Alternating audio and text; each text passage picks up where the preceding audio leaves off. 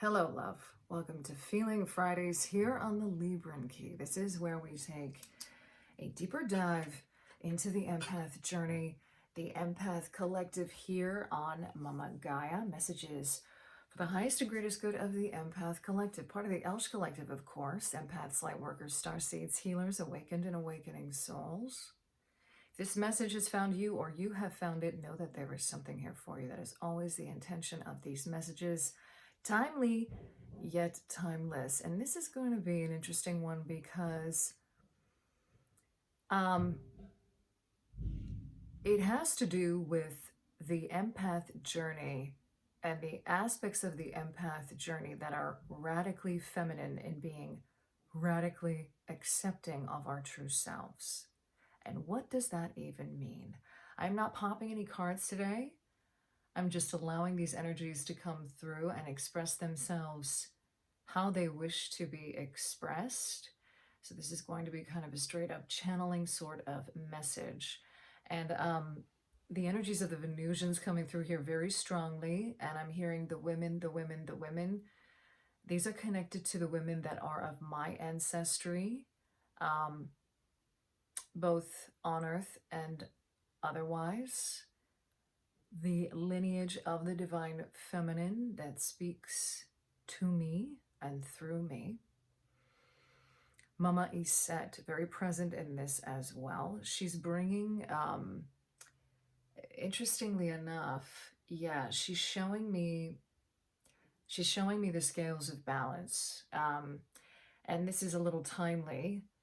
We'll see how this goes and if this wants to touch upon what's going on. We do have a full annular solar eclipse tomorrow, happening exactly on my birthday this year. So let's see how this goes because the energies are really, really ramped up right now. She may want to bring something through on that because a lot of this is about, I'm just looking at my notes here. A lot of the things that have come up here are very connected to me. They're actually very personal to me with regard to my own empath journey, with being your true self, being my true self, understanding also that this is a very ongoing process that is inherently divine feminine in the sense that it is cyclical. So one of the things that she really wants to look at, and what she's saying to me now is when I say she's talking about all the energies of the divine feminine period, all the different deities, the beings that we associate with the divine feminine as a collective, okay? She wants to speak to that. And the fact that we can often feel bad about, as empaths, this is something very unique to the empathic journey.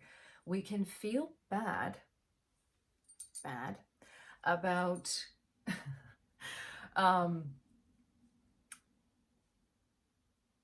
asserting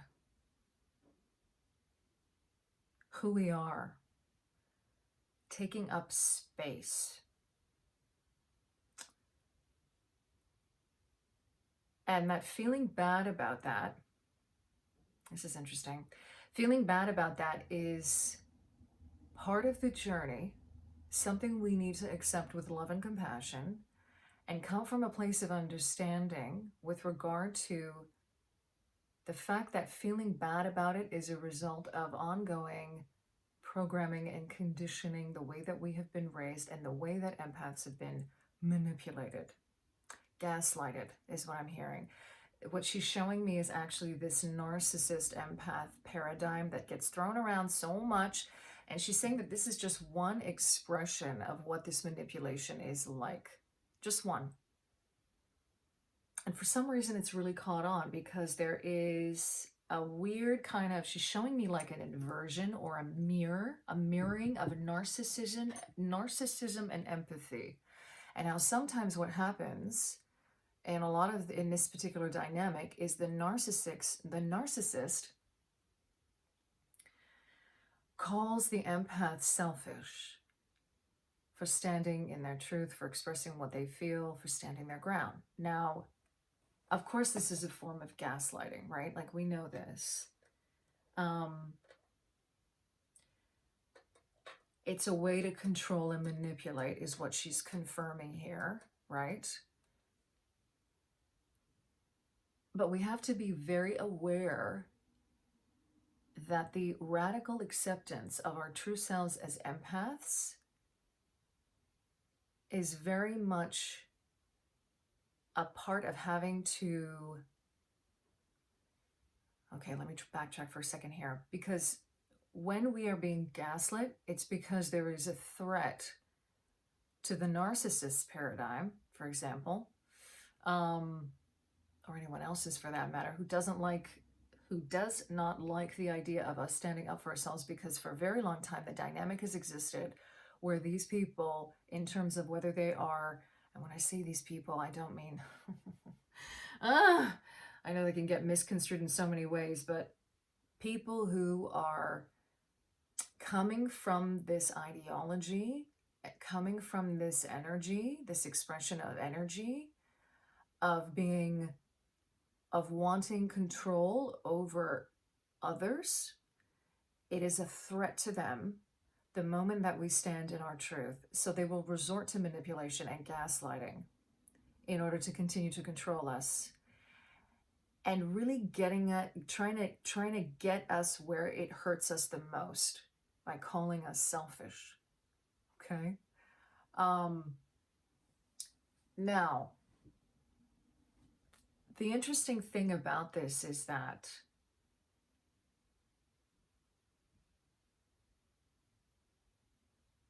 whenever you are not doing what someone else wants you to do,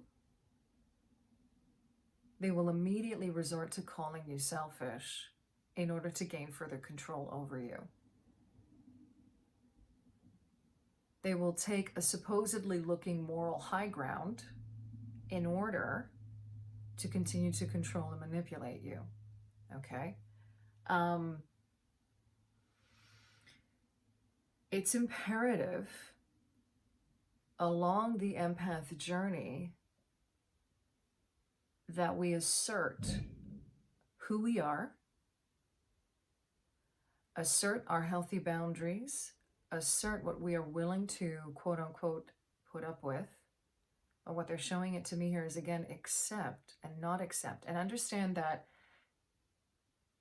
self-love is self-respect. Because that's another term that gets thrown around a lot. And it's very flippantly used to describe, it's being flippantly used right now to sell a lot of things, right? It's being taken up by, advertising, by pop culture in a way to make it look like it's just about going and buying yourself a nice pair of shoes, or, getting yourself $120 worth of makeup and a foundation or some shit like that, okay? Taking care of yourself is self-love, 100%, but it is much deeper than just buying something and then putting a label on that like it's self-love. Self-love is self-respect. Self-love is self-acceptance. Self-love is also holding yourself to a particular, they're showing it to me like a frequency, and I'm hearing like your own moral code, the moral code of the universe, the laws of the universe in that respect.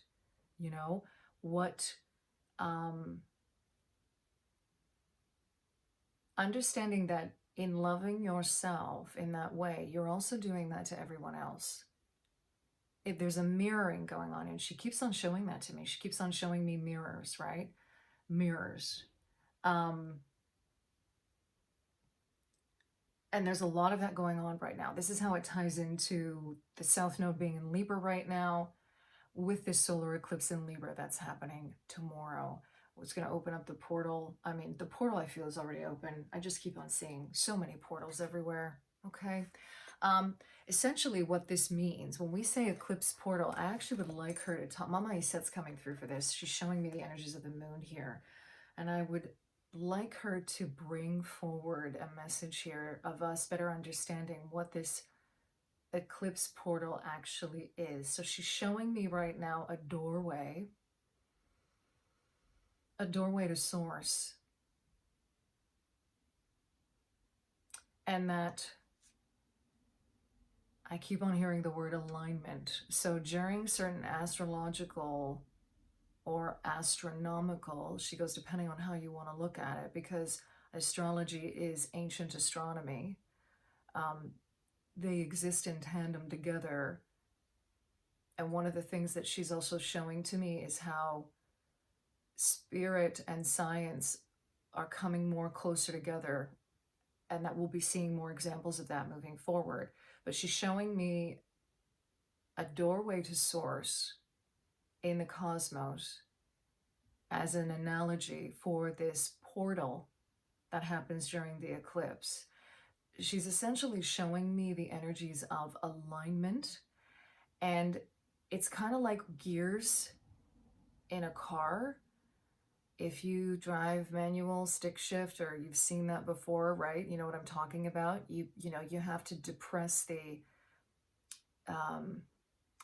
clutch. You need to press down on the clutch in order to get the gear, the gearbox, right, to the stick, really, to move into gear. And then the car goes. And she's sort of using this as an analogy as to alignment and how there has to be all sort of different factors in place. The foot on the clutch, the hand moving the stick, the foot on the gas. And they all work in tandem is how she's showing it to me. And now she's showing me the scales again. So this is very much a balancing act. It's a dance. It's an energy of all these many different factors coming together in order to open up a gateway, in a sense. I'm curious about, because I do feel like we can access portals at any time. And she's showing me, she's showing me the body. When we do, like, she's actually showing me specifically Kundalini yoga.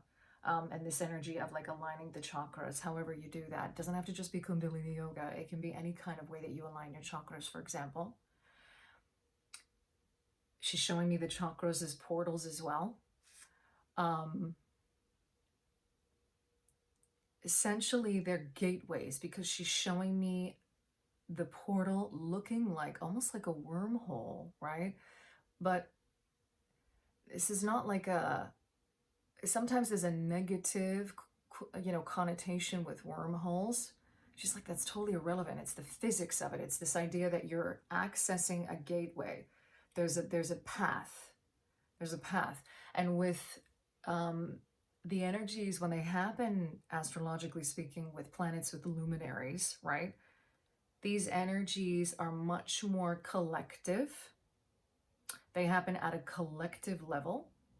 And they also happen at a microcosmic level based on our own energy, our own sensitivities, our own astrological charts, our natal charts, where things are placed, where we are too on Mama Gaia. She's showing me too, where we are. Of course, there are portals. There are portals everywhere on Mama Gaia. Absolutely. Yeah, she's showing me that. Vortexes is another thing. Vortexes of energy. So that's kind of the distinction here. Yeah, and I've heard this before, where it's like a vortex is more of a concentration of energy in a particular place. And there's lots of examples of that here on Mama Gaia. But portals are gateways. Portals are gateways. That's how she's showing it to me. And they're gateways where a lot of downloads can happen, a lot of activations can happen.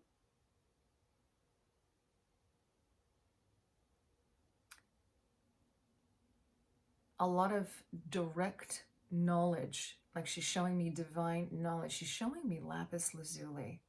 I don't have that like right here in front of me. Oh, yes, I do. I do. She's showing me lapis for this, okay? Now,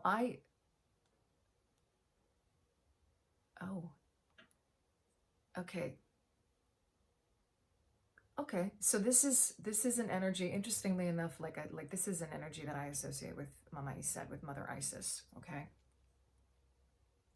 That's who I mean when I say Mama Iset, by the way. I don't think I mentioned that earlier. Um, there are 3 minerals in Lapis. I don't think there's any more than that, but she's directing me to the 3 and how this makes up the crystal. So just like the clutch, the stick, the gas, 3 elements coming together, there's a significance here in the number 3, again, is what she's showing me. Yeah. 21 degrees Libra is where this eclipse is happening. So you reduce that, you get a 3. And she keeps on emphasizing the energy of the 2 in that, in the divine feminine energies being in front. Bring front and center. She's directing me back to the reading I last did on Wednesday, which has to do with where the 3s came up. Oh my God. Yeah, and the divine feminine energies. Yes, and the black sphinx in the chariot card taking front and center stage. And she's also confirming the divine feminine energies in these codes. She's showing how when this all comes together and aligns, it creates a very unique energy and vibration. From the energies of the sun to the moon to Mama Gaia, from the energies of Libra, the axis of Libra, and Aries. She's showing that to me as well as like a fulcrum or a middle point and the balance in between, like the fulcrum on a seesaw or a lever, like the scales, right? That's what she's showing me. The balancing point is what she's showing me. These energies all coming into balance again, okay? So there's kind of a little double message going on here. First about the empath journey. Now there's something, okay, this is how she wants to tie it in. So the energies currently are very strong and palpable especially for the empath collective, in reconciling a balancing point when it comes to asserting your true, authentic self. That's really what it is. That's really what this is all about. So that is this Feeling Friday's message. I'm going to wrap it up here. Yeah, that's what it's all about. Also, if you feel called to do this, connect to your ancestors, okay? The month of October always feels like that because